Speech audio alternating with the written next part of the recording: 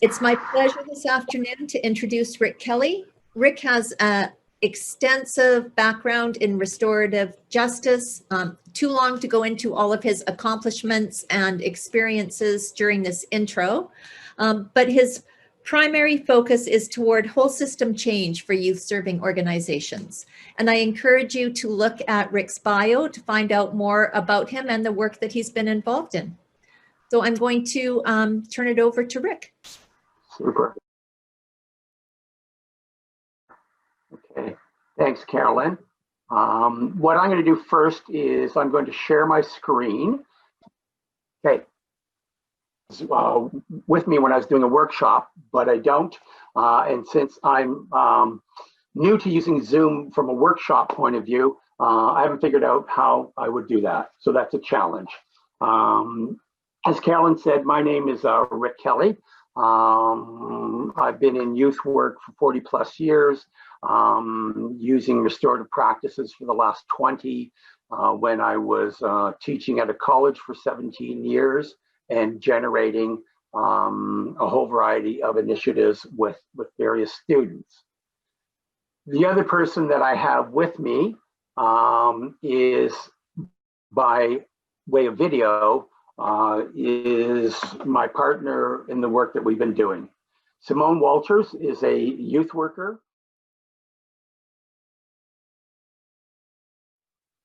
Okay, so as I said, my topic is next generation restorative practices, building anti-oppressive ecosystems and communities. So I frame this as two questions. Is our focus in our restorative work on repairing, or is it on building? And I hate to fall victim to what's called either orism. So I don't think it's a binary where it's one or the other, but typically, and more often, I lean towards building communities. And while it does depend on how you look at things, and that can be a challenge, my orientation is to look at things through a community-based lens when working with organizations and with youth-serving organizations and professional organizations. I thought that this quote would be helpful, given that it is the International Day of the Child, but is very much on topic with what I want to talk about. The proverb is, the child who's not embraced by the village will burn it down to feel its warmth. And I think that's what poses one of the major challenges in the work that I do, that if, unless we build vibrant communities around the youth that we serve, then through virtue of their exclusion and their marginalization, they will often react in frustration. And a lot of that behavior we know gets criminalized. And this also relates to adults and communities. So I think our challenge is to be able to respond to all children so they're embraced by the village. And as Paulo Freire said, if the structure does not permit dialogue or opportunity, then the structure must be changed. So how I want to address this is to tell it through one story that connects the two examples and then have a third example.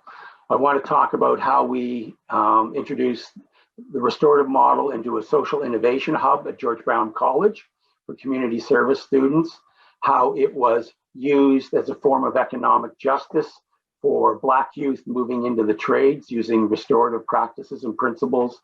And lastly, the work that I did with a professional association of youth workers to fundamentally reorientate the organization in relation to its membership, particularly those that had felt excluded. So I'm going to begin with Symone talking. This is after her first year in the program, and she talks about events that happen. Let me mention to you, they're powerful events.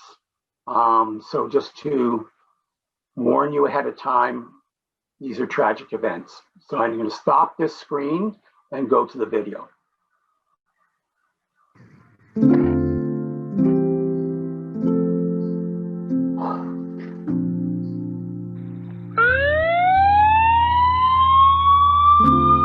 August of that year, as I was preparing myself to enter into my second year of college, my youngest son, Taj, was shot and killed in the community plaza across from the street from where we lived. He was 15 years old. 2 weeks after his passing, on the day of his viewing, there were 2 other young children who were also shot and killed. They were preparing themselves to attend his viewing when their life was taken. Shortly after their passing, I was approached by my children's grandfather, who worked with Unifor at the time. And he had said that the union wanted to do something to support the families. So we formed a group that consisted of my children's former high school principal, a few community leaders, a community pastor and mentor, leaders of the union, other family members, and one of the mothers who had lost her son a few months before mine. We held a fundraiser in memory of Taj and spoke at the union's annual meeting, where I was able to share my story with others about the tragedy that the community was going through. Between both events, we raised over $10,000 towards a contribution and giving back to our community of Jane and Finch. With that, we created a mural in honor of 12 youth who had died within 10 years of that time, all due to gun violence. It was amazing to honor their lives in such a way, and we were proud to be able to contribute to their families in a way that brought some closure. But it still didn't seem enough. When my son was killed, I heard that the person who had killed him was also a young person, and immediately my heart went out to him. I wanted to figure out why. I wanted to understand what he was going through as a young person. I wanted to hear about what led him to take the life of another young person, and what I could have done to be able to support him in making sure that he reached his greatest potential. Because my son was no longer around for me to be able to do that. From that came a dream to build a community center in the community in honor of my son, and I shared it with the group as a dream.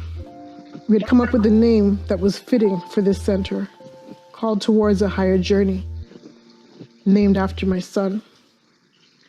I wanted to address the issues that youth were facing. I wanted to address the challenges that they were facing. I wanted to give them a place of hopes and dreams. I wanted a space that didn't seem like what they were surrounded by, but a space that they would come together and create families, create restoration, feel oriented as a community, and thrive. But at the time, it was just a dream. So as you can see, obviously, an event that for most of us probably would absolutely stop us in our tracks. Obviously, Symone had some very unique values that led her to move beyond this tragedy, which also placed her and my work in the middle of how do you build community in the face of trauma, but how can you build community so that that is not the outcome for so many young people? So let me talk a little bit about the frameworks that I think infuse the development of restorative ecosystems. And there's many that we can draw on respectfully and to honor. If we look at indigenous worldviews, the Lakota say that we are all related. In Michif and Cree language, they talk about not only are we all related, but that we are connected with each other, but also to all the natural systems in the world, the living beings, and also the earth. From an Afrocentric point of view, many people have heard the word Ubuntu. And Ubuntu means very simply, I am because of you. And if you continue it, it also means my pain is your pain. My salvation is your salvation. Your wealth is my wealth. You can look at it from a natural point of view, just in terms of the natural occurring ecosystems that haven't been damaged by man's involvement. You can look at faith-based orientations from an abolitionist point of view. And most recently, I've been looking at what's called post-human perspectives. The important thing around that is that it decenters man, and I underline man, because it unjustly and inappropriately places man at the center of the universe. And it also privileges rationality, logic, science in ways that convert many simply into objects. So I use all of those different perspectives to affirm what I'm doing as a community worker using a restorative perspective. Tim Chapman recently wrote and presented at the World Conference his thoughts around how we can build and move from an ecosystem to an ecosystem. And I think it's important just to note some of the things that he talked about. In an ecosystem, we would see people working cooperatively. There's a high level of diversity, which equals resilience. It minimizes the absence of diversity, which only leads to disconnection and a sort of a homogeneous element. It works best with bridges, not walls, and that restoring just relationships is a long-term venture. So when I frame my work from a restorative point of view, I look at it in terms of two models of justice. One is called primary, which is looking at an equity space, and the other is secondary, which works in the harm and hurt space.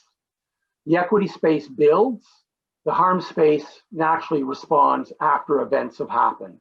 The equity space is prevention and health promotion and aims towards a future.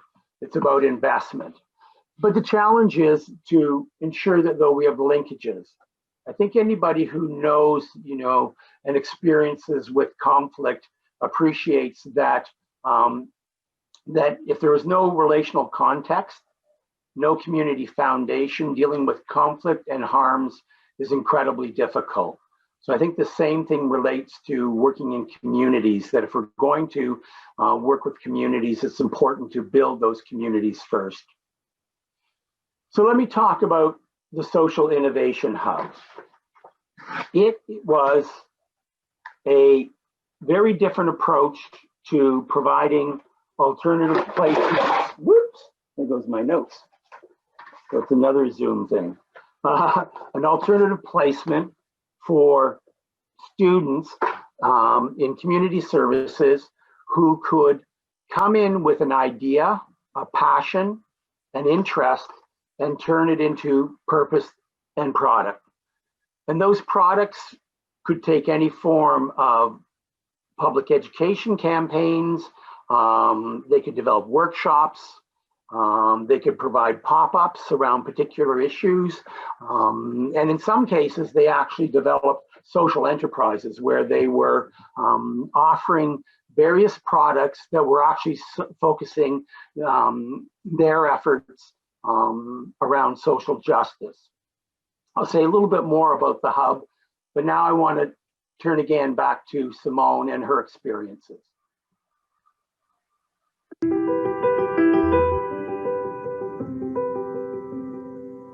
So in the summer in September 2014, I decided to re-enter into my studies and continue my diploma in child and youth work. At that time, I was approached by Zubi Saluji, who was a professor in my program, and she had asked if I wanted to be a part of a alternative placement that would allow me to work on a project that addressed social issues. And of course, the only project that I could think of was this community center that I wanted to develop in honor of my son, that I would address many social issues of not just the youth of the community, but everyone in the community. This was an incubator that was developed by Zuby and Natalie Wood. And Rick Kelly came on as a professor also teaching the restorative justice piece. Within that hub, I just remembered the support that was given to me by these three individuals. I was able to build out a business model. I was able to network with people. They introduced me to funders. And I shared my story on platforms and presentations that allowed me to start living my dream as a reality. I had met with a member of an organization who introduced me to a group in the community who was also working on a project to build a community center in Jane and Finch. And given the opportunity, I was able to present my story to Metrolinx, who was building a large facility on a large piece of land in the middle of Jane and Finch, the actual last piece of land left in the community. And we were able to present to them, asking them for a piece of that land to build this hub. After sharing my story with them and asking them to consider giving us a portion of their land, we were awarded a large setback of that land. And so we are in the process now of building that community center, that once dream that became reality.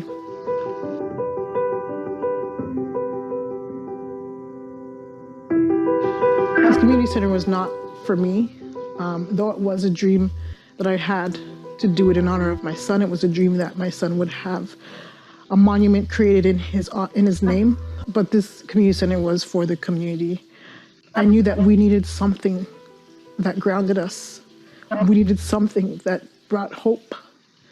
We needed something that we could look to create what many of us had lost many years ago, which was a place of home ownership, a place of belonging, a place of community, a place of trust. All of these things were what I was looking at when I thought we needed a space where we could create all of that. Many of these young people were coming from homes where there was a lot of neglect, whether intentional or non-intentional, parents who had to go off to work and had to leave their children home alone, young people who were getting involved in things that young people should not have to get involved in, giving themselves a false sense of family, false sense of hope, things that allowed them to end up killing one another or being imprisoned, whether physically or in their minds. And so this community center was beyond just me and my son. This community center was for the community. I think there is hope alive in many of us, but I also think that there's hope deferred in many of us. I believe that there's a light that glimmers in all of us that wants to see this community rise above the years of trauma, the years of death, the years of neglect, the years of oversight that not only the government, but others failed to see. We are people who want to thrive. We are people who want to overcome. We are people who want to, do better for ourselves and for our family. But because of the lack of resources, we don't see where that's possible. So just talk a little bit about Symone's experience. When she came into the hub, it was obviously her desire to build a community center was a mammoth undertaking. And having been involved in the actual building of places like health centers, I knew just how much and how much time that would take in that. But the goal of the placement was not necessarily to reach completion of the particular idea in that. It was to give students design thinking tools, critical analysis, the opportunity to prototype ideas, to work through an iterative process with increasingly large numbers of individuals who brought in their expertise. So they learned how to network. And then the hope was that, we would be creating the next generation of social innovators who were directed towards social justice. So really what we were wanting to do was not only to provide the skills, but also habits of mind that would allow them to work across silos so that they could find solutions to what we often called wicked problems. The other feature of the work that we did with students was to always emphasize that we would fail forward, that, if someone experienced an issue, a setback, then it was never considered a failure. So obviously Symone was not able to complete this project, but she went on from there, and in one of her employments, and we'll talk more about that, but with the Toronto Community Benefit Networks, in their work, they were able to secure this piece of land. An interesting sidebar to that was that this summer, Metrolinx, who's responsible for these transit builds, reneged their agreement to do that. Since the community had been so well organized, when this actually happened, there was a huge outcry, and they rescinded their renege, put it in writing. The director of Metrolinx apologized and said that he wasn't aware of just how deep the feelings were in the community, and the Conservative government came behind this project and said they would do whatever to ensure that happened. But also within the hub, all sorts of restorative initiatives were generated, working with elementary school-age children. A group of students developed 20 workshops to teach them to be peaceful peacemakers and how to run circles and using talking sticks. Same group of champion students facilitated restorative justice play, tough case, for 300 high school students, and then provided 20 breakout sessions for discussions afterwards on what restorative practices look like. A group of students who were trained went on a placement to India where they used circles with two groups. One group were young men ages 18 to 22 who had been street involved since they were 8, and also women in Rajasthan, where they role modeled different gender roles in their circle work, which meant that the women, faculty and students, took on the circle keeping role, whereas all the men, students, and faculty were the gophers, role modeling different alternatives for the women.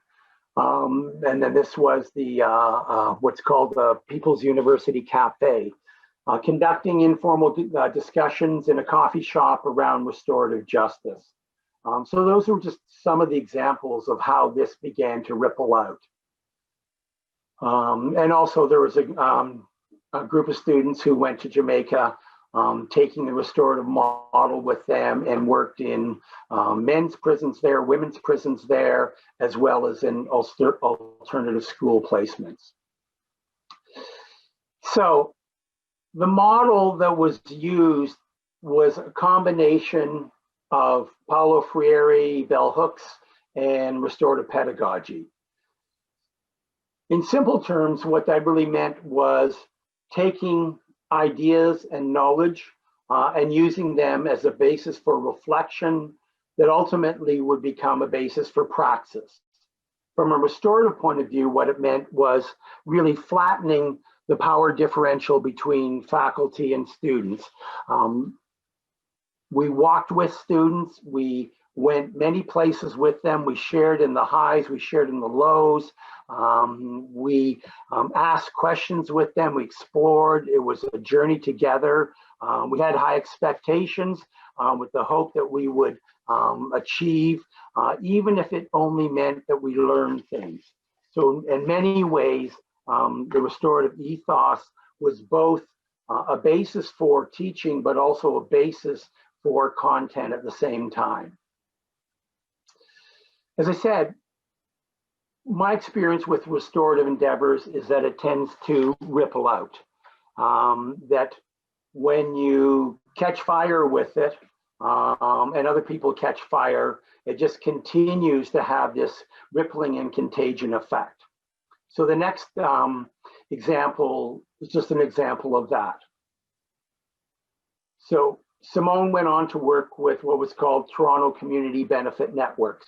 The model of community benefits is that their mandate is to work with infrastructure builds to ensure that there are true community benefits that accrue to the communities rather than just activities happening, but no other benefits to the community. So in the case of the first project, which was called the Eglinton Crosstown, which was building transit across the city of Toronto under Metrolinx, the agreement was that 10% of the 3,000 jobs would go to the 4 equity groups represented by Toronto Community Benefits. Another benefit would be assurances that procurement, buying of goods would be insured through purchases within the community. And then an ancillary benefit was that they dedicated 32 meters of land for the building of a community center. So that's just the model of community benefits. But the restorative element took place around this initiative. It's called Next Generation of Builders, Next Gen Builders. And the catalyst for this was in 2017, the Liberal government put out a call for under their Black Youth Action portfolio, and they put out a call for proposals. So I approached Symone, the director, Rosemary Powell, who brought in 3 other agencies. And what I suggested was that we could use restorative practices, principles, and peacemaking circles and actually create a transformative pathway for Black youth into the trades. And so we developed the program model, which looked like this. It was across a continuum, which moved from outreach and engagement, moving towards a transformational relationship handled by Symone and her other staff, and then encouraging these young people who are pre-apprenticing to then formally enroll in the program and then become involved in the educational programs. And we developed 10 modules, and they were all offered in circle processes. The modules dealt with 2 basic streams. One was obviously the job-related challenges of becoming a tradesman. The second one was, though, to deal with the racism that was quite evident in the construction industry. And just to give you a sense of, what that looked like, one, there's the graphic examples through June into September, where there were 7 nooses found in construction sites throughout Toronto. So that's the really graphic example of the racism that's often found in job sites. But the other, the other embedded racism is in terms of labor market share. Black tradesmen occupy 1.2% of positions that are available. And if you contrast to the population of Black persons in the city of Toronto and the GTA, you can see the graphic inequity. So then this would move on to pathways into the trades, and then where needed, advocacy and partnership development. A number of the unions came on very quickly, and then it was a matter of ensuring that the construction industry itself became part of the process. And that was where part of the advocacy happened around the loss of the land for the community center. Before I talk about this example, also, there were a number of hard indicators that this program was being successful. So at year 3, we now have 165 mentees and 25 mentors. The other benefit of this model has been the commitment of Toronto Community Benefits to make this a backbone of their core programming. In addition, they're extending it to the other 3 equity groups that they're working with. And then from a narrative point of view, mentors had a number of things to say. So these are the senior journeyman tradesmen, and these are what their comments were about their experiences with this mentoring process. One, that it was a vision for the generation now and for the future. It unlocked the hidden potential. It felt good. Their cup runneth over. It's an opportunity to give back. It's a focus on the community. It changed the spirit by reaching back into the community. Chris Campbell said, it's never been done before. This is the first time workers of color, Black tradesmen have come together and been recognized for their talents and ability and organized as a community. This is about growth. It can't remain the same. This community spurs growth. So obviously many reasons for celebration. From the mentees, what they said about the experience, first of all, the females who were involved in the program, what they said was, it created connections, allowed me to step out of my bubble. I felt cared for, safe, welcome. One female mentee said, and directed it to Symone, and you said, and Black women, which for her was huge, that she would be recognized as a Black woman in the trades. And then spontaneously, a number of them created their own circle of support. Male mentees made these comments. You've been a mother. We go to you regardless of what the issue is. You're a guide. You put us on the right path. And many said, I had goals for a change. And that was interesting because I went to the goal setting engagement session to talk also about how to deal with racism using restorative questions and that. Well, when Symone first asked them to write goals, there was about 12 to 15 Black youth. There was no goals for forthcoming. And then she talked about her own story. And when she shared that, then a couple of the young men shared their own experiences with violence. One had been in a vehicle that had been shot at.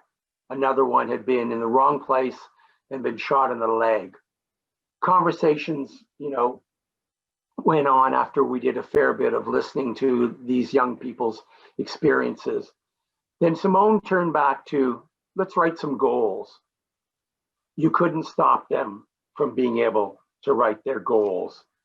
So it demonstrated to me the power of self-disclosure and someone who represents their own community and resilience.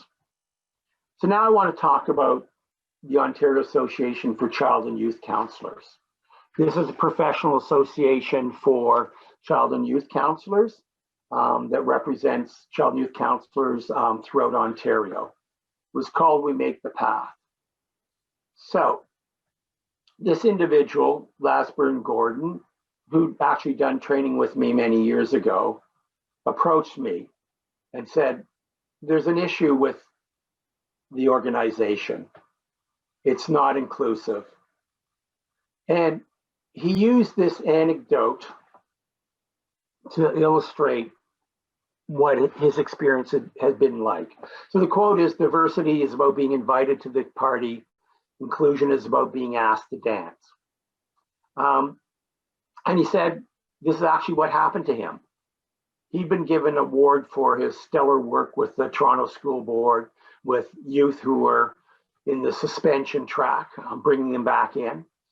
And he was given this award and went to large gala dinner, but no one talked to him before, no one talked to him during, no one talked to him afterwards.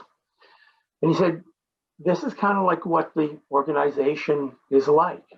And I've been hearing for a number of years the frustration and the experience of many people who felt that they had no role, they were not being heard, they weren't being listened to. So he, with the support of the director, who was a new director, had approached me and said, well, can we undertake a restorative process in relation to these issues? And I said, well, most certainly we can. And I suggested that what we do is undertake a 3-stage process. And I presented this at a sort of forum for the membership. I said, first of all, the leadership needs to clean its lenses. They need to look inside and reflect on their role in what is the issues right now. What are the barriers, unconscious or otherwise, to being inclusive in all its form, not only just in terms of membership, but in terms of communication, practices, and those sorts of things.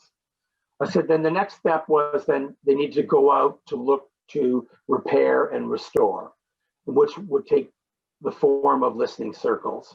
And that these listening circles not only should be directed to members, but also to the non-members, because that's where the frustration was. People who were refusing, quitting, unengaged. I said, that's where you're going to find your information, and that's where the repair needs to happen. And then they needed to look at the policies, practices, and procedures. So in preparation for this, I went back to the director and Marty, and I said to her, so what's been happening? Because I've actually seen significant results from the changes they were making. And one thing I would mention was at that forum, one of the very important things that she did was to take responsibility and accountability for the previous harms, recognizing that they existed and that their commitment was to go forward in a very different way. As we know with conferences, it's important for individuals who caused harm to others to take responsibility. The challenge is in organizations because they often become impersonal. But Marty had the wherewithal and the strategic ability to understand what was needed and an authentic response to what was needed. So I asked her, so I said, so where are things at? And so what she indicated was a number of things. They implemented a full strategic plan where the top 5 goals had to do with diversity, inclusion, communication, membership. The ultimate goal was transformation. They changed many of the policies. They developed an equity and inclusion committee, which would look at the organization as well as membership. That everything that they did around equity inclusion flowed through all their actions. They looked at how they communicated, because it was found that many of the ways they were communicating were actually barriers to individuals. They engaged the committees and created a feedback loop. What they did was they moved away from a traditional board model of committees reporting to the executive and really created a continuous feedback loop so that power was shared and conversations were had regularly. Oftentimes they would solicit contributions to the newsletter from individuals, but those were always unpaid requests. And they realized that this really was emotional labor that was being asked for, but not being paid. So from now on, they offer compensation for anybody that is asked to contribute. You don't have to be a member any longer to be part of many of the activities they offer. They've had tough conversations on a regular basis. They're more intentional. They take a perspective. And I think one of the really important things is they continuously realize that they will never be perfect, but what's important is to learn from their mistakes, own up to their mistakes, and take responsibility for those things that cause harm to others. Most recently, they had an example of that where they put out a call for persons of color to write in the Chronicle, but they realized in doing that, it was framed in such a way that it became exclusive to other individuals who felt marginalized for various reasons in relation to their social identity. They retracted that, reframed it, and put that back out. But the ability to undertake a public apology, I think, was quite astounding for an organization. And you can see that also significant changes in membership, but also the new director is a Black woman. The Equity Inclusion Committee is much more representative of the youth that we work with, so that you see significant changes happening at various levels. So, what works? I often think of what works in terms of this kind of threefold division. What works means we need to speak to the head, our intelligence, our rationality, turning it into numbers if that's what's required. But we also need to speak to the heart, and we need to speak to the hands. What is it that we actually do? So when I think of what works, besides the principles that Jennifer Wellen nicely laid out, and I think many of us work from, it boils down to some practical actions in that. So when I thought about it, there's a number of things that stand out for me. The first thing is what works is to look inside. And I think that's particularly important for those of us like myself who have white male privilege. We need to look inside and understand our social location, our privilege, and how it impacts others, and also how it makes it difficult, if not impossible, to see what's happening for other people. And in doing that, I think we also need to at times stand back, other times walk alongside, where required stand up, and also support the voices of others. Our voice often isn't the most important, while we sometimes may think it is. The other thing that I think really critical is that we need to build from the voices typically excluded, silenced, and erased. In all the examples that I give, the core focus, whether college students who typically came from marginalized communities and social identities that have been discriminated against, or the Black youth who come from neighborhoods and school systems where they see no opportunity, or members who do not feel part of a professional organization, those people need to be listened to, because their pain, their experience really will tell us what's not working. And when we can see what's working or what's not working, I think that will give us a clue to what we need to do. There needs to be a champion with a vision who wants to work towards the best of all possible worlds. We need to have the ability to take responsibility and acknowledgement of past shortcomings. We need relational engagement from the beginning to share power. When we undertake initiatives, we need to figure out a plan for implementation and sustainability. Too many good ideas simply die on the cutting room floor. There needs to be persistence, because what we're talking about here is real change, and it doesn't come easy. It takes years. There has to be real and raw conversations. We need to have high expectations. We need to be honest and vulnerable. And I think lastly, we need to have hope. And I'll give you my hat if you want to have a hat of hope, because that generates positive feelings. We need to celebrate, even if they are small wins, but celebrate, because it is that feeling of goodness together, of accomplishment, of being good with each other, that I think allows us to continue to move on. Okay, I'm going to stop there and then open discussion for questions.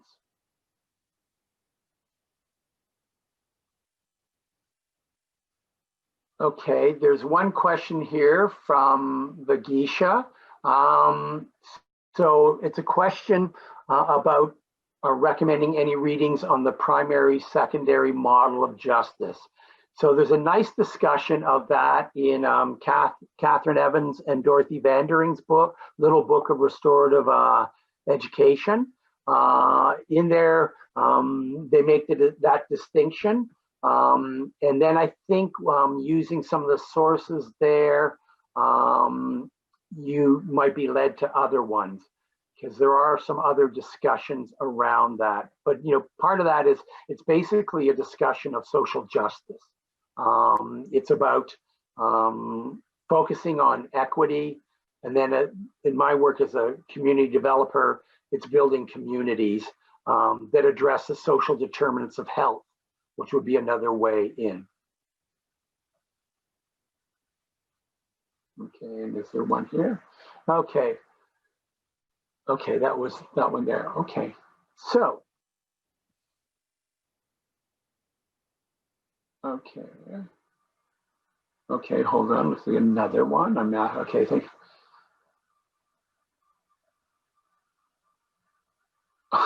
This is a good one. Thank you for this meaningful presentation. Thank you.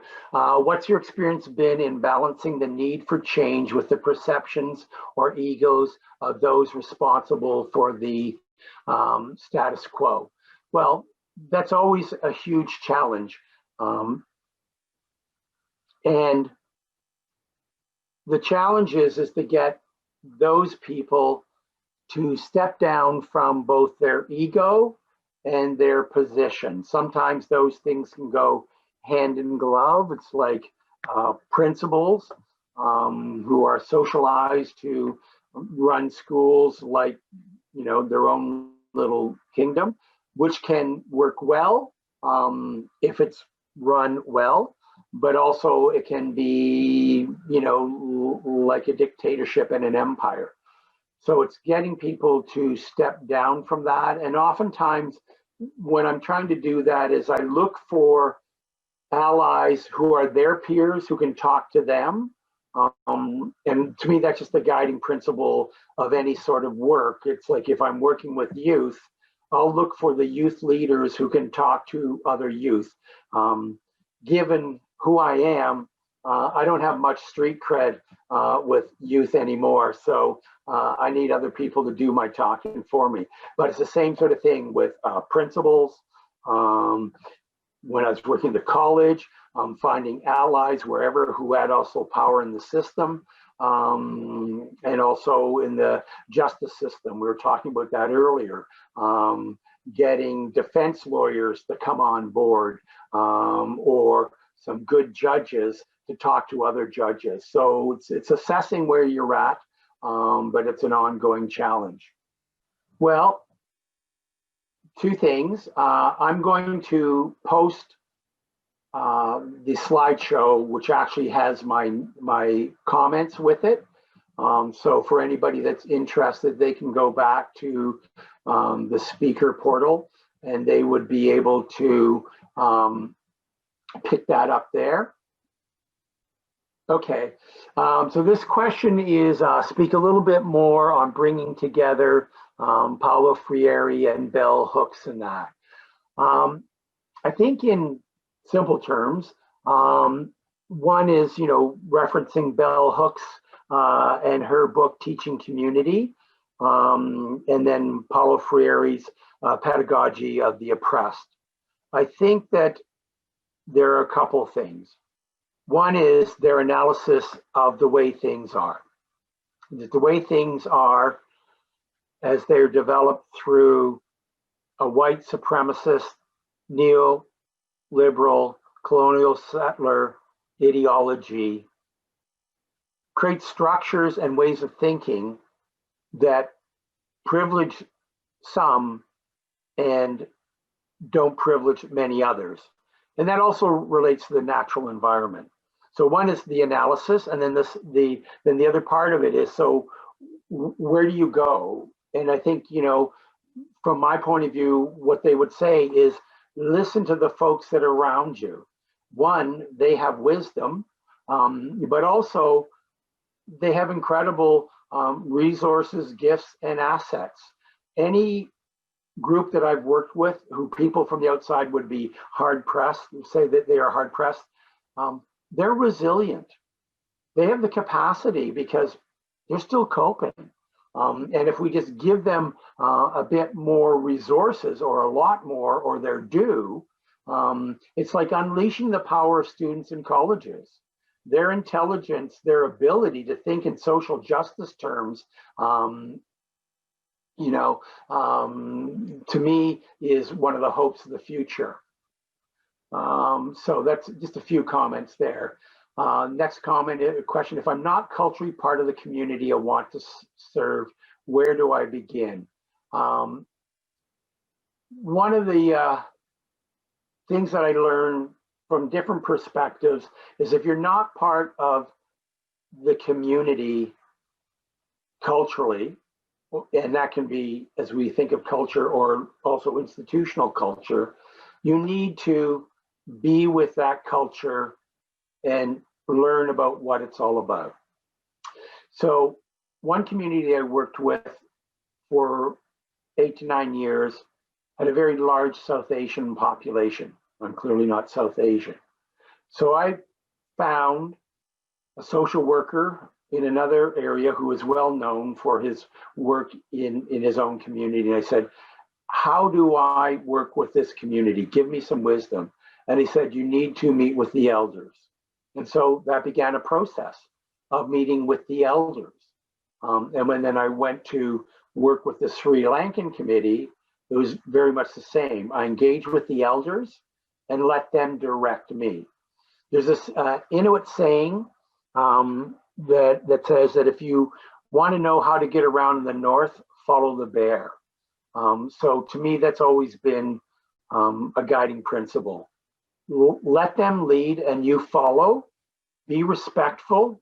Be very open to what you don't know, because there's so much that we don't know that we don't even know. Also, in terms of the hub, we're just evaluating the 4 years of its operation.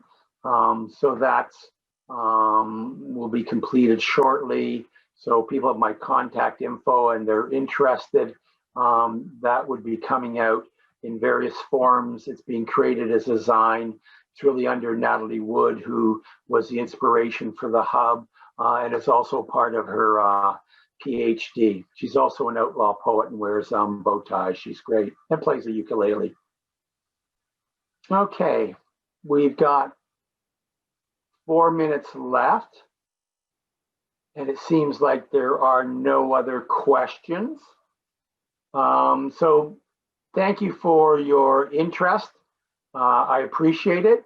And also thank you for your appreciation and that you found that there was some relevance in the different examples that I was able to share with you of my work with so many others. They're the people that keep me inspired. Thank you. Rick, on behalf of the Alberta Restorative Justice Association, thank you so much for your presentation. Your examples really brought this philosophy and work to life, and I certainly really appreciated that. And thanks also for being willing to share your slides. Sure.